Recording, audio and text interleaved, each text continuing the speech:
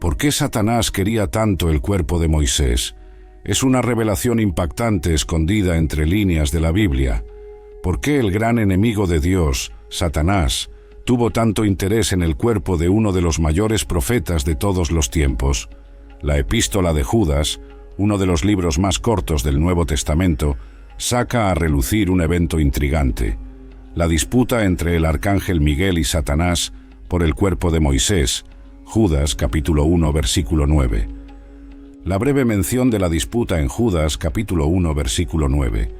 Pero cuando Miguel, el arcángel, discutía con el diablo, disputaba acerca del cuerpo de Moisés, no se atrevió a pronunciar juicio de maldición contra él, sino que dijo: «El Señor te reprenda».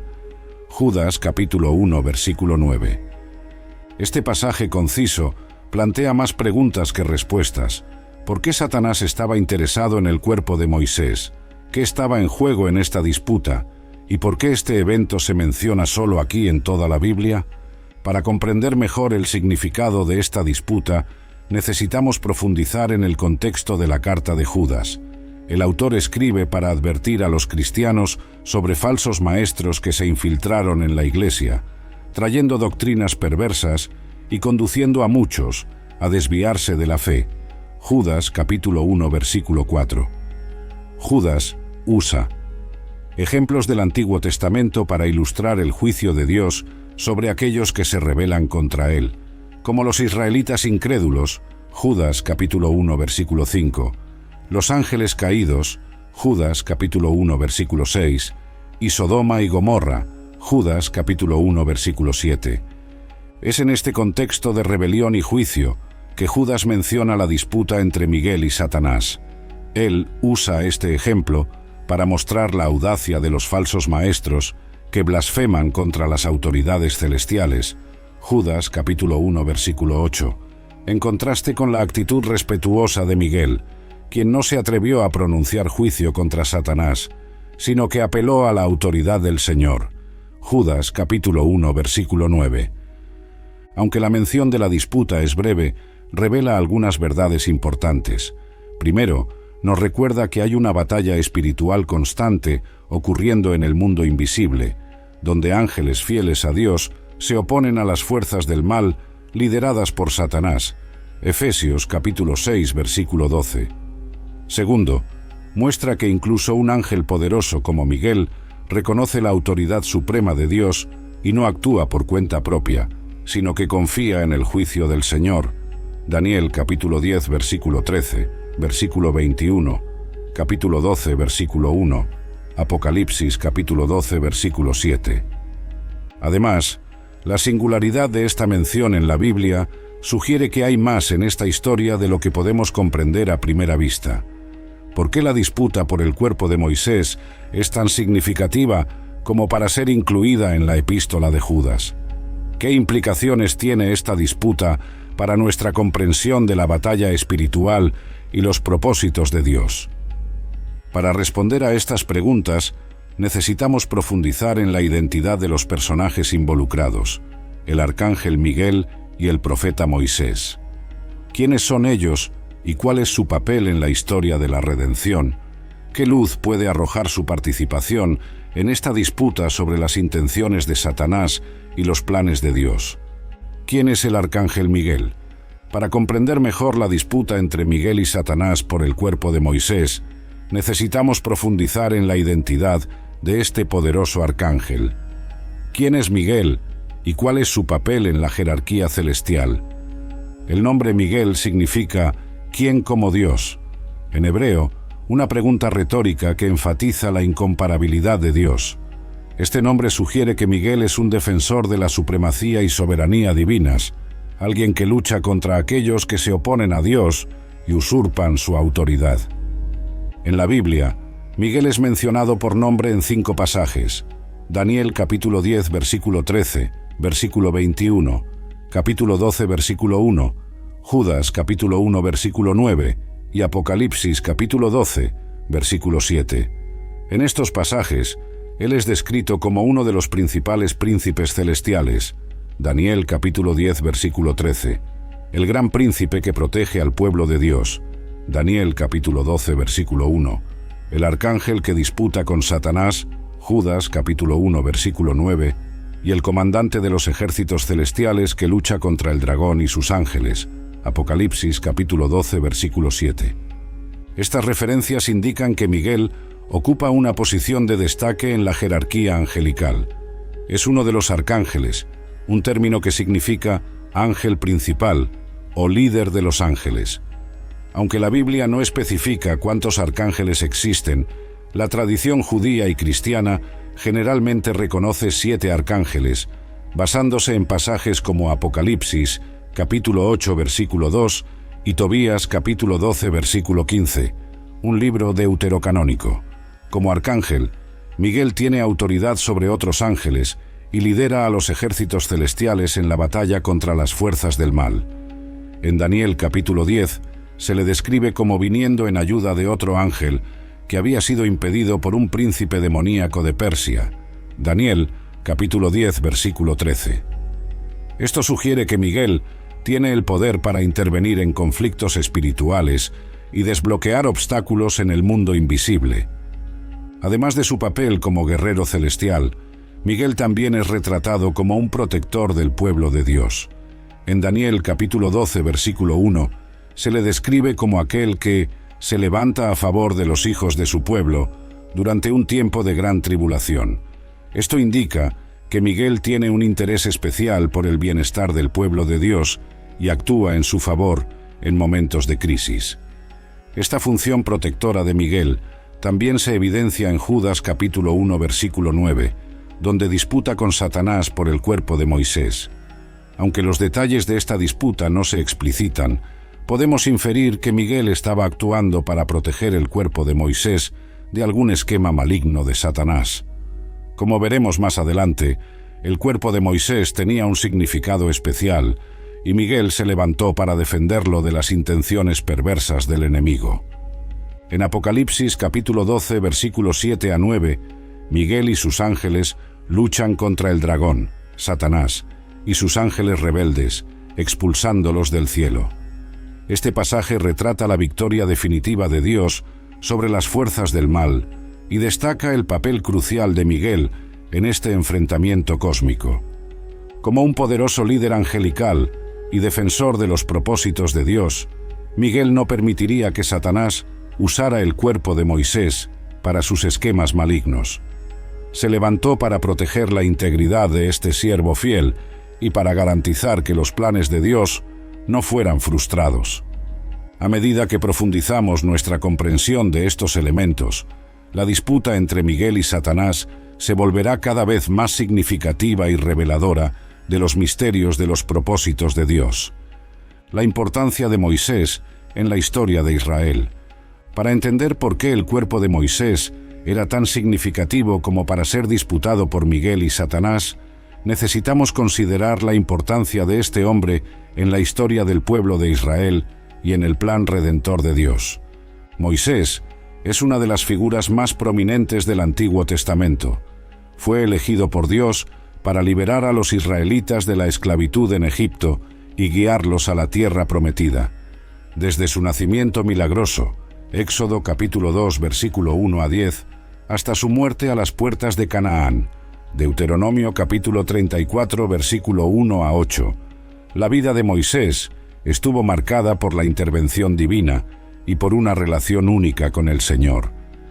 Uno de los momentos más destacados de la vida de Moisés fue su encuentro con Dios en la zarza ardiente, Éxodo capítulo 3, versículo 1 a 4, versículo 17. Allí, Dios se reveló a Moisés como Yo Soy, el Dios autoexistente y eterno, que había hecho una alianza con Abraham, Isaac y Jacob. Dios comisionó a Moisés para confrontar al faraón y exigir la liberación de su pueblo, prometiendo estar con él y capacitarlo para realizar poderosos milagros. Bajo el liderazgo de Moisés, Dios ejecutó 10 plagas devastadoras sobre Egipto, demostrando su poder supremo sobre los dioses egipcios y forzando al faraón a dejar que los israelitas partieran. Éxodo capítulo 7 a 12. En el momento crucial, Dios instituyó la Pascua, un memorial perpetuo de la liberación de su pueblo que apuntaba a la redención final a través de Cristo, el Cordero de Dios. Éxodo capítulo 12, versículo 1 a 28. Juan capítulo 1, versículo 29. Primera carta a Corintios, capítulo 5, versículo 7. Después de la salida de Egipto, Moisés continuó desempeñando un papel vital como mediador entre Dios y su pueblo. En el monte Sinaí, Dios dio a Moisés los 10 mandamientos y otras leyes que formarían la base de la alianza mosaica. Éxodo capítulo 19 a 24. Moisés pasó 40 días en la presencia de Dios, recibiendo instrucciones detalladas sobre el tabernáculo, el sacerdocio y los sacrificios. Éxodo capítulo 25 a 31. Se convirtió en la voz de Dios para el pueblo, transmitiendo su voluntad e intercediendo por ellos. A lo largo de las décadas de peregrinación en el desierto, Moisés enfrentó innumerables desafíos, desde la rebelión y la idolatría del pueblo hasta las amenazas de naciones enemigas. En cada crisis, se volvía hacia Dios en busca de orientación y provisión, y el Señor respondía con misericordia y poder. Éxodo capítulo 15, versículo 22 a 17, versículo 7. Números capítulo 11 a 14, 20, versículo 1 a 13. Moisés también intercedió repetidamente por el pueblo cuando pecaban, implorando el perdón de Dios y ofreciéndose para soportar el juicio en lugar de ellos. Éxodo capítulo 32, versículo 30 a 32. Números capítulo 14, versículo 11 a 19. Cerca del final de su vida, Moisés entregó su legado final al pueblo en forma del libro de Deuteronomio. En él, recordó las obras poderosas de Dios, renovó la alianza y exhortó a Israel a amar y obedecer al Señor de todo corazón. Deuteronomio capítulo 6, versículo 4 a 9, 30, versículo 15 a 20. Moisés también profetizó sobre la venida de un profeta como él, a quien el pueblo debía escuchar, una profecía que se cumplió plenamente en Jesucristo. Deuteronomio capítulo 18, versículo 15 a 19. Hechos capítulo 3, versículo 22 a 23. Capítulo 7, versículo 37. La muerte de Moisés en el monte Nebo fue un momento significativo en la historia de Israel. Deuteronomio capítulo 34, versículo 1 a 8. Aunque no entró en la tierra prometida debido a un acto de desobediencia, Números capítulo 20, versículo 7 a 12, Dios lo honró permitiéndole ver la tierra desde lejos. El Señor mismo sepultó a Moisés en un lugar desconocido, marcando el fin de una era y la transición del liderazgo a Josué. El legado de Moisés como libertador, legislador y profeta dejó una marca indeleble en la historia de Israel y en la fe judaico-cristiana. Es mencionado con reverencia a lo largo de las Escrituras. Josué capítulo 1, versículo 1 a 9. Primera carta a Crónicas, capítulo 23, versículo 14. Salmo 103, versículo 7. Jeremías capítulo 15, versículo 1. Mateo capítulo 17, versículo 1 a 8. Hebreos capítulo 11, versículo 23 a 29. Y es visto como un precursor de Cristo, el supremo profeta, sacerdote y rey. Hebreos capítulo 3, versículo 1 a 6. Apocalipsis capítulo 15, versículo 3. Es en este contexto de la importancia monumental de Moisés que la disputa por su cuerpo se vuelve tan significativa. Como un siervo fiel que disfrutaba de una relación única con Dios, Moisés era una figura central en los propósitos redentores del Señor. Cualquier intento de Satanás de profanar su cuerpo o usarlo para fines malignos representaría un ataque directo a la obra y a la autoridad de Dios. Veremos cómo la fidelidad inquebrantable de Moisés y la intervención del arcángel Miguel nos ofrecen lecciones poderosas sobre la confianza en los propósitos soberanos de Dios y la victoria final que nos espera en Cristo. Las posibles intenciones de Satanás con el cuerpo de Moisés. Ahora que entendemos la importancia de Moisés en la historia de Israel y en el plan redentor de Dios, podemos dirigirnos a la cuestión intrigante: ¿qué pretendía hacer Satanás con el cuerpo de Moisés? Aunque la Biblia no proporciona detalles explícitos, podemos inferir algunas posibilidades basándonos en lo que sabemos sobre las estrategias y motivaciones del enemigo. Una de las principales tácticas de Satanás a lo largo de la historia ha sido engañar y desviar al pueblo de Dios de la verdadera adoración y obediencia. Desde el jardín del Edén, cuando sedujo a Eva para que dudara de la palabra de Dios y desobedeciera su mandato, Génesis capítulo 3, versículo 1 a 6, hasta las tentaciones de Jesús en el desierto, Mateo capítulo 4, versículo 1 a 11, Satanás ha buscado distorsionar la verdad y llevar a las personas a rebelarse contra el Señor. En el caso del cuerpo de Moisés, es posible que Satanás quisiera usarlo como un medio para engañar y desviar al pueblo de Israel. Como vimos, Moisés era una figura reverenciada, un líder que había guiado a la nación fuera de la esclavitud y mediado la alianza con Dios. Si Satanás pudiera de alguna manera usar el cuerpo de Moisés para promover falsa adoración, idolatría o rebelión, podría minar la fe de Israel y obstaculizar los propósitos de Dios para su pueblo. Esta estrategia no sería sin precedentes en la Biblia. Después de la muerte de Gedeón, por ejemplo, los israelitas usaron el oro de los despojos de guerra para crear un ídolo, que se convirtió en una trampa espiritual para ellos. Jueces capítulo 8, versículo 22 a 27. Más tarde, el rey Jeroboam estableció lugares de adoración idólatra en Dan y Betel, usando becerros de oro para desviar al pueblo de la verdadera adoración en Jerusalén. Primera carta a Reyes, capítulo 12, versículo 25 a 33. Satanás podría haber planeado algo similar con el cuerpo de Moisés, creando un objeto de veneración que alejaría al pueblo de Dios. Otra posibilidad es que Satanás quisiera simplemente profanar el cuerpo de Moisés como un acto de desafío a la autoridad y santidad de Dios. Como un siervo fiel que disfrutaba de una relación íntima con el Señor, Moisés era un testimonio vivo del poder y la gracia de Dios. Profanar su cuerpo sería un ataque simbólico a la propia obra y carácter de Dios, un intento de manchar su reputación y cuestionar su capacidad para proteger y honrar a aquellos que le sirven. Este deseo de profanación reflejaría la naturaleza rebelde y maligna de Satanás, como un ángel caído que se rebeló contra Dios. Isaías capítulo 14, versículo 12 a 15, Ezequiel capítulo 28, versículo 12 a 19. Satanás está en guerra constante contra el Señor y su pueblo.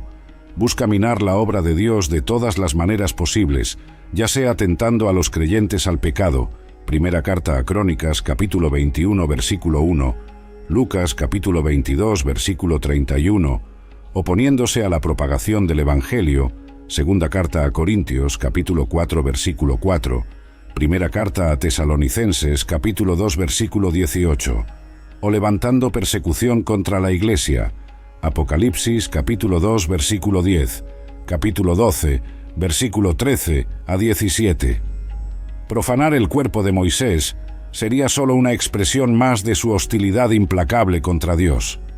Finalmente, es posible que Satanás quisiera usar el cuerpo de Moisés de alguna manera para obstaculizar los planes de Dios para la nación de Israel. Como vimos, Moisés desempeñó un papel crucial en la formación de Israel como el pueblo de la alianza de Dios, entregándoles su ley y guiándolos al borde de la tierra prometida. Si Satanás pudiera interferir en el legado de Moisés o crear confusión en torno a su muerte y sepultura, podría sembrar dudas y desunión entre los israelitas, debilitando su fe y su compromiso con la alianza. Esta estrategia estaría alineada con los esfuerzos continuos de Satanás para frustrar los propósitos redentores de Dios. A lo largo de las Escrituras, vemos al enemigo intentando impedir el cumplimiento de las promesas divinas, ya sea a través de la persecución de los patriarcas, Génesis capítulo 12, versículo 10 a 20, 20 versículo 1 a 18, la esclavitud de los israelitas en Egipto, Éxodo capítulo 1, versículo 8 a 22, o las amenazas a la línea mesiánica, Segunda carta a Crónicas capítulo 21, versículo 4 a 7, capítulo 22, versículo 10 a 12. Atacar el legado de Moisés sería otro intento de Satanás de sabotear el plan de Dios e impedir que su pueblo cumpla su destino. La audacia de Satanás al confrontar a un ángel de Dios. La disputa entre Miguel y Satanás por el cuerpo de Moisés no es solo significativa por lo que revela sobre las intenciones malignas del enemigo, sino también por la audacia impactante que Satanás demuestra al confrontar directamente a un ángel poderoso de Dios. Para entender la magnitud de esta audacia, necesitamos considerar la naturaleza y la historia de la rebelión de Satanás contra Dios. Originalmente creado como un querubín ungido, lleno de sabiduría y perfecto en belleza, Ezequiel capítulo 28, versículo 12 a 15, Lucifer, como Satanás era conocido antes de su caída, se llenó de orgullo y aspiró a ser como el Altísimo, Isaías capítulo 14, versículo 12 a 14. Lideró una rebelión angelical contra Dios, resultando en su expulsión del cielo junto con un tercio de los ángeles, Apocalipsis capítulo 12, versículo 3 a 4, 7 a 9. Desde entonces, Satanás ha estado comprometido en una campaña implacable contra Dios y su pueblo. Es descrito como el Dios de esta era. Segunda carta a Corintios capítulo 4, versículo 4. El príncipe del poder del aire. Efesios capítulo 2, versículo 2. Y el acusador de los hermanos. Apocalipsis capítulo 12, versículo 10. Su objetivo es robar, matar y destruir. Juan capítulo 10, versículo 10. Oponiéndose a la obra de Dios y buscando desviar a las personas de la verdad y la justicia. Es en este contexto de rebelión obstinada que la audacia de Satanás, al confrontar a Miguel por el cuerpo de Moisés, se vuelve tan impactante. Como un ángel caído, Satanás está consciente del poder y la autoridad de los ángeles fieles a Dios. Sabe que no tiene fuerza para prevalecer contra ellos en un enfrentamiento directo, como lo evidencia su derrota a manos de Miguel y de los ejércitos celestiales. Apocalipsis, capítulo 12, versículos 7 a 8. Sin embargo, al disputar el cuerpo de Moisés, Satanás demuestra una audacia sorprendente al desafiar directamente la voluntad de Dios y la autoridad de sus siervos angelicales. No solo busca profanar el cuerpo de uno de los mayores profetas de Dios, sino que también se atreve a resistir a Miguel, el arcángel, encargado de proteger al pueblo de Dios y defender sus propósitos. Esta audacia refleja la naturaleza arrogante y rebelde de Satanás. Aunque sabe que está destinado a la derrota y al juicio eterno, Mateo capítulo 25, versículo 41, Apocalipsis capítulo 20, versículo 10, continúa oponiéndose obstinadamente a Dios y atacando a su pueblo. Es impulsado por un odio irracional a todo lo que es bueno, verdadero y santo, y no medirá esfuerzos para corromper y destruir la obra de Dios. La disputa por el cuerpo de Moisés también destaca la disposición de Satanás para explotar cualquier oportunidad para avanzar en su agenda maligna. Siempre está buscando brechas o puntos débiles que pueda usar para influenciar, tentar o atacar al pueblo de Dios. Ya sea a través de tentaciones sutiles, Primera carta a Crónicas, capítulo 21, versículo 1, acusaciones implacables, Libro de Job, capítulo 1, versículos 6 a 12, capítulo 2, versículo 1 a 7, o ataques directos, Lucas, capítulo 22, versículo 3, Hechos, capítulo 5, versículo 3. Satanás está constantemente tramando y maquinando contra los fieles. Ante esta audacia y obstinación del enemigo, el ejemplo del arcángel Miguel se vuelve aún más instructivo. Aunque enfrentaba una situación provocativa y a un adversario poderoso, Miguel no recurrió a acusaciones arrogantes o ataques impetuosos. En cambio, apeló a la autoridad suprema de Dios, declarando: «El Señor te reprenda». Judas capítulo 1, versículo 9. Esta respuesta nos enseña lecciones valiosas sobre cómo debemos lidiar con los ataques del enemigo. Aunque estamos llamados a resistir al diablo, Santiago capítulo 4, versículo 7, Primera carta de Pedro, capítulo 5, versículo 9, no debemos hacerlo con nuestra propia fuerza o sabiduría. Debemos, como Miguel, confiar en la autoridad y el poder de Dios, invocando su nombre y permaneciendo firmes en su verdad. Ahora, exploraremos más a fondo la naturaleza de la batalla espiritual entre el bien y el mal y las lecciones que podemos extraer del ejemplo de Miguel y otros personajes bíblicos. Veremos cómo, a pesar de la audacia y obstinación del enemigo, podemos tener confianza en la victoria final de Dios y en la protección que Él ofrece a todos los que en Él confían. El papel de los ángeles en la batalla espiritual, la disputa entre Miguel y Satanás por el cuerpo de Moisés, nos ofrece una visión fascinante del mundo espiritual invisible y del papel crucial que los ángeles desempeñan en la batalla cósmica entre el bien y el mal. A lo largo de las Escrituras, vemos a los ángeles involucrados activamente en la ejecución de los propósitos de Dios y en la protección de su pueblo. Desde el ángel que guardaba la entrada del jardín del Edén después de la caída, Génesis capítulo 3, versículo 24, hasta los ángeles que ministrarán a los fieles durante la tribulación, Apocalipsis capítulo 7, versículo 1 a 3, 14 versículos 6 a 7. Estos seres celestiales sirven como agentes de la voluntad divina y defensores de la justicia. Una de las principales funciones de los ángeles en la batalla espiritual es la de mensajeros e intérpretes de la revelación divina. A lo largo de la Biblia, los ángeles aparecen a individuos para transmitir mensajes, advertencias e instrucciones de Dios. Anunciaron el nacimiento de Isaac a Abraham, Génesis capítulo 18, versículo 1 a 15. Consolaron a Agar en el desierto, Génesis capítulo 16, versículo 7 a 14. Orientaron a Gedeón en su campaña militar, Jueces capítulo 6, versículo 11 a 24. Y revelaron el nacimiento de Jesús a María y a los pastores, Lucas capítulo 1, versículo 26 a 38, 2 versículo 8 a 14. A través de su ministerio, los ángeles ayudan al pueblo de Dios a comprender su voluntad y a alinearse con sus propósitos. Además de su papel como mensajeros, los ángeles también están activamente involucrados en la protección y el fortalecimiento de los fieles. El Salmo 91, versículo 11 a 12 declara: «Pues a sus ángeles mandará acerca de ti, que te guarden en todos tus caminos, en sus manos te sostendrán, para que no tropieces con tu pie en piedra». Los ángeles son designados por Dios para vigilar a su pueblo, ofreciendo protección física y espiritual contra los ataques del enemigo. Segunda carta a Reyes, capítulo 6, versículo 15 a 17. Daniel capítulo 6, versículo 22. Hechos capítulo 12, versículo 7 a 11. La Biblia nos da vislumbres de estos enfrentamientos cósmicos, como cuando el príncipe del reino de Persia resistió al ángel que traía un mensaje a Daniel, exigiendo la intervención de Miguel. Daniel capítulo 10, versículo 12 a 14. En Apocalipsis vemos a Miguel y sus ángeles guerrereando contra el dragón y sus ángeles rebeldes, resultando en la expulsión de Satanás del cielo. Apocalipsis capítulo 12, versículos 7 a 9.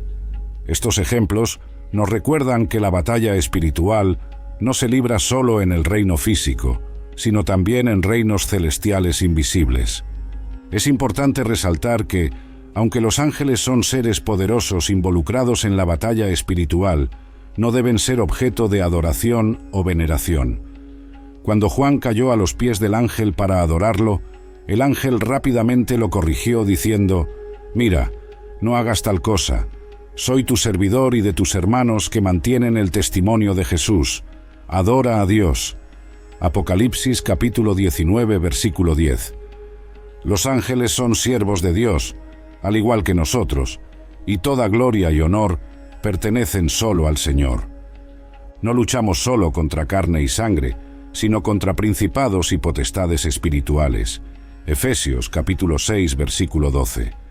Sin embargo, no necesitamos temer, pues el Dios que comanda los ejércitos celestiales está de nuestro lado. Como declara Romanos capítulo 8, versículo 31. Si Dios es por nosotros, ¿quién será contra nosotros? A través de la oración, la fe y la sumisión a Dios, podemos posicionarnos en el lado victorioso del conflicto cósmico, confiados en que aquel que está en nosotros es mayor que el que está en el mundo. Primera carta de Juan, capítulo 4, versículo 4. La guerra espiritual constante. La disputa entre Miguel y Satanás por el cuerpo de Moisés no es un evento aislado, sino parte de una guerra espiritual continua que se ha librado desde la caída de Lucifer. Esta batalla entre el bien y el mal permea toda la historia humana y tiene implicaciones profundas para nuestra vida y fe. La Biblia deja claro que Satanás, después de su rebelión contra Dios, fue lanzado a la tierra junto con un tercio de los ángeles que lo siguieron. Apocalipsis capítulo 12, versículo 3 a 4, 9. Desde entonces, ha operado como el Dios de esta era. Segunda carta a Corintios capítulo 4, versículo 4. El príncipe del poder del aire. Efesios capítulo 2, versículo 2. Y el acusador de los hermanos. Apocalipsis capítulo 12, versículo 10. Su objetivo es robar, matar y destruir. Juan capítulo 10, versículo 10. Oponiéndose a la obra de Dios y buscando desviar a las personas de la verdad y la justicia. A lo largo de las Escrituras, vemos a Satanás empleando una variedad de estrategias para obstaculizar los propósitos de Dios y atacar a su pueblo. Es descrito como un mentiroso y padre de la mentira. Juan capítulo 8, versículo 44. Un tentador. Mateo capítulo 4, versículo 1 a 11. Primera carta a Corintios capítulo 7, versículo 5. Un acusador. Apocalipsis capítulo 12, versículo 10. Y un león rugiendo, buscando a quien pueda devorar. Primera carta de Pedro capítulo 5, versículo 8. Trabaja para sembrar discordia, promover el pecado y alejar a las personas de Dios. Un ejemplo destacado de las tácticas de Satanás puede verse en la caída de la humanidad en el jardín del Edén, Génesis capítulo 3, versículo 1 a 7. A través de su astucia y engaño, levantó dudas sobre la bondad y la veracidad de la palabra de Dios, seduciendo a Eva para que desobedeciera el mandato divino. Este patrón de engaño y tentación se ha repetido a lo largo de la historia, mientras Satanás busca corromper la creación de Dios y frustrar sus planes redentores. Otro ejemplo de las maquinaciones de Satanás se encuentra en el libro de Job. Con el permiso de Dios, Satanás atacó a Job con una serie de pruebas y aflicciones, intentando hacerlo maldecir a Dios. Job capítulo 1, versículos 6 a 22, capítulo 2, versículo 1 a 10. Aunque Job permaneció fiel en medio del sufrimiento, su historia ilustra la determinación de Satanás para probar y atacar la fe de los fieles. Es necesario que los cristianos estén conscientes de la guerra espiritual en la que están involucrados y equipados para enfrentar los ataques del enemigo. En Efesios, capítulo 6, versículo 10 a 18, se nos exhorta a revestirnos de toda la armadura de Dios, para que podamos permanecer firmes contra las artimañas del diablo. Esta armadura incluye la verdad, la justicia, la preparación del Evangelio de la paz, el escudo de la fe, el casco de la salvación y la espada del Espíritu, que es la palabra de Dios. Además de equiparnos con la armadura de Dios, también estamos llamados a involucrarnos activamente en la batalla espiritual a través de la oración. En Efesios capítulo 6, versículo 18, se nos instruye a orar con toda oración y súplica en el Espíritu, velando en ello con toda perseverancia y súplica por todos los santos. La oración es una arma poderosa en la guerra espiritual, permitiéndonos acceder al poder y la protección de Dios e interceder por otros. Aunque la guerra espiritual es real e intensa, no debemos vivir con miedo o paranoia. Como hijos de Dios, tenemos la garantía de que aquel que habita en nosotros es mayor que el que está en el mundo. Primera carta de Juan, capítulo 4, versículo 4. A través de la fe en Cristo y la confianza en sus promesas, podemos permanecer firmes y victoriosos, incluso frente a la oposición del enemigo. Lecciones sobre la confianza en los propósitos de Dios. La disputa entre Miguel y Satanás por el cuerpo de Moisés nos ofrece lecciones profundas sobre la importancia de confiar en los propósitos soberanos de Dios, incluso cuando no entendemos completamente sus caminos. Uno de los aspectos más intrigantes de esta narrativa es que destaca la preocupación de Dios por los detalles aparentemente pequeños, como el destino del cuerpo de Moisés después de su muerte. Aunque puede parecer un detalle menor en el gran esquema de las cosas, Dios se preocupó lo suficiente como para enviar al arcángel Miguel para intervenir y proteger los restos mortales de su siervo fiel. Este cuidado meticuloso de Dios nos recuerda que nada escapa a su atención ni está fuera de su control. En Mateo capítulo 10, versículo 29 a 31, Jesús afirma: ¿No se venden 2 pajarillos por una moneda? Y ninguno de ellos caerá a tierra sin que lo permita vuestro Padre. Y hasta los cabellos de vuestra cabeza están todos contados. No temáis, pues, valéis más que muchos pajarillos. Si Dios se preocupa por los detalles de la vida de los pajarillos, ¿cuánto más se preocupa por cada aspecto de nuestras vidas y circunstancias? Esta conciencia de la soberanía y el cuidado de Dios debe llenarnos de confianza y paz, incluso cuando enfrentamos situaciones desafiantes o incomprensibles. Así como Dios tenía un propósito al proteger el cuerpo de Moisés, Él también tiene un propósito para cada evento y circunstancia que permite en nuestras vidas. Romanos capítulo 8, versículo 28 nos asegura: sabemos que a los que aman a Dios, todas las cosas les ayudan a bien, esto es, a los que conforme a su propósito han sido llamados. Otro aspecto importante de confiar en los propósitos de Dios es la disposición a esperar en sus tiempos y caminos. En el caso de Moisés, Dios eligió intervenir y proteger su cuerpo en el momento adecuado, enviando a Miguel para enfrentar a Satanás. Aunque podamos no entender el tiempo de Dios o el motivo de sus aparentes retrasos, podemos confiar en que Él siempre está trabajando en segundo plano para cumplir sus planes perfectos. Esto se ilustra poderosamente en la vida de José, quien pasó años de sufrimiento y pruebas antes de ver el cumplimiento de los sueños que Dios le había dado. Génesis capítulo 37 a 50. A pesar de las circunstancias dolorosas e injustas, José mantuvo su fe y confianza en Dios, y al final pudo declarar a sus hermanos: vosotros intentasteis el mal contra mí, pero Dios lo hizo para bien, para hacer como se ve en este día, para conservar mucha gente con vida. Génesis capítulo 50, versículo 20. Como José, estamos llamados a confiar en los propósitos de Dios, incluso cuando enfrentamos contratiempos, decepciones o retrasos. Hebreos capítulo 10, versículo 35 a 36 nos exhorta: no desechéis, pues, vuestra confianza, la cual tiene gran galardón, porque necesitáis de perseverancia, para que, habiendo hecho la voluntad de Dios, podáis alcanzar la promesa. La disputa por el cuerpo de Moisés nos recuerda que los propósitos de Dios a menudo se cumplen de maneras misteriosas e inesperadas. La intervención de Miguel y la derrota de Satanás en esta batalla celestial no hubieran sido anticipadas por observadores humanos. Sin embargo, formaban parte del plan soberano de Dios para proteger a su siervo y cumplir sus designios eternos. Esto debe alentarnos a confiar en Dios, incluso cuando sus caminos parecen confusos o contrarios a nuestras expectativas. Isaías capítulo 55, versículo 8 a 9 declara: porque mis pensamientos no son vuestros pensamientos, ni vuestros caminos mis caminos, dice el Señor.